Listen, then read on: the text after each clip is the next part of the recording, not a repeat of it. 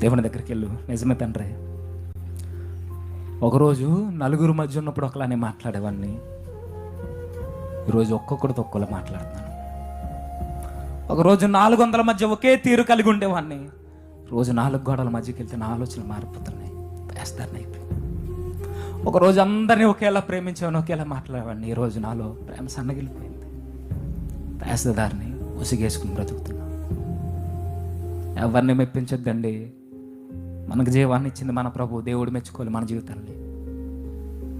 దేవుడు ఆనందపడాలి మన ప్రసంగాలు చూసి. దేవుడు ఆనందపడాలి నువ్వు ఇచ్చే కానుకను బట్టి. దేవుడు ఆనందపడాలి నువ్వు పాడే పాటను బట్టి. దేవుడు ఆనందపడాలి నువ్వు చేసే ప్రార్థన బట్టి. దేవుడు ఆనందపడాలి నువ్వు చేసే పన్ను బట్టి. ఎవరిని మెప్పిస్తావు? పోయావు. ఈ వేషధార నీలో కొనసాగితే చచ్చిపోయావు. ప్రభు దగ్గరికి రా. నువ్వెంత వేషధారం అయినా, ఎంత ముసుగేసుకుని బ్రతికేస్తున్నా, లోపల ఒకళ్ళుండి బయట ఒకలా బ్రతికితే ప్రభు దగ్గరకు చెప్పుకో.